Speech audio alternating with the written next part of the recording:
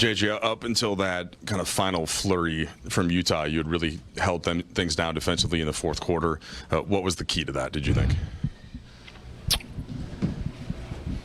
Just an increased physicality.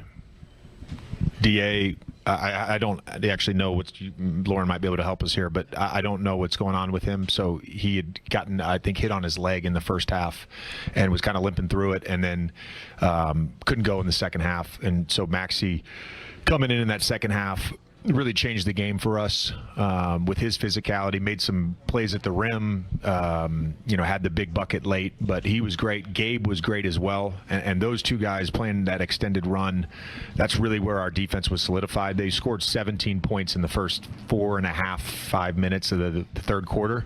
And then up until the last flurry, I think they had 22 points for the rest of that half. It was right stuck at sort of 94 there. So I thought it was our defense won us the game. And I told the guys this after the game, we're literally one of the worst shooting teams in the NBA right now. I don't think that's who we are. We've got to make shots, and we've got to shoot them with confidence. And to me, if we're guarding with that level of physicality and passing the ball to each other, look, we had 23 assists. We could have easily had 30-some if we made shots tonight. We got to shoot the ball better, but it's got to be a belief in each other and a belief in ourselves to knock down shots. Luka had mentioned in the walk-off that with all the off days, it was just a little bit of kind of rhythm, and guys were trying to find it. But I guess things normalized now. It's going to be back to the routine schedule. Did you feel that just watching different guys out there? Yeah. I mean, I lived through it as a player, so I think there's some merit to that. I think there's some merit to playing in altitude. I think there's some merit to, it's only our second game back with the full group, and then we'll see what happens with DA. But it's always can be a little weird coming off an extended break. Have you seen hesitancy when it comes to shooting? And your guys, you said shooting with confidence. Do you feel like you guys are shooting with confidence right now? We're shooting. No, look, we're taking a lot of shots that are necessarily we're turning down shots. We started off the year last year really poor from 3-point, and then from I think it was December 23rd against the Pistons, we did launch drill and shoot around that morning, and then from then on we were a really good shooting team. So that took 2 months of the season. Hopefully it doesn't take that long, but we got to shoot the ball better for us to be as good as we want to be. You guys haven't shot it particularly well. The defensive metrics are so on the course of the season, but we're here and you guys are 12-4. How do you think? I guess how have you guys managed to win 12 of 16 when you've been not the best version of yourselves? We've done enough outside of 2 games to be in a position to win. I think our togetherness is important. Playing for each other. The bench spirit tonight was great.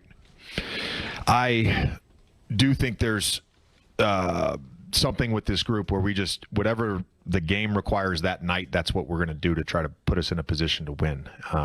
We've had to kind of strategy-wise mix in a bunch of different things, and the guys have been bought in to just, hey, this is what tonight requires. Let's go out there and try to execute that, and that's put us in a position to win 14 of our 16 games.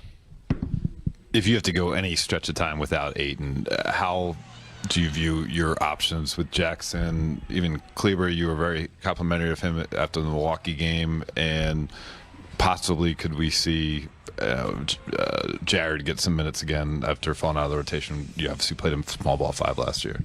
Yeah, I mean, everybody's got to be ready. Again, I don't want to speculate on DA, but we feel confident that we have enough options.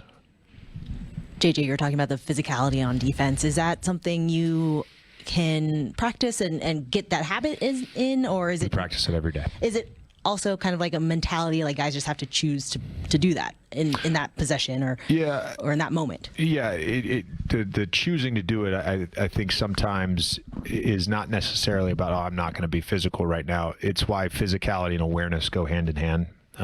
So the physicality part, that could be at the point of attack, that could be setting a screen, that could be boxing out. The guys don't go on the court and say, you know what, I'm going to be lazy tonight. Sometimes it's just the mental awareness of what's going on and then the execution to do it in a physical manner. That'll be good. There was a stretch in the second quarter where I think it was the second quarter where like LeBron signaled over to the bench like, I need to come out of the game, and then proceeded to score the next 6 points for you guys. Obviously, we were going to get him subbed, just to be clear. I saw it. So we had that in the works, yeah. But I mean, just kind of where's he at in terms of working back? It seemed like this was almost like another first game for him in some ways. And kind of what did you see from him? I thought he did a lot of good things in transition and did a lot of good things as a passer. Again, we had a lot of success out of the post. Didn't go to that late because of because Maxey was out there.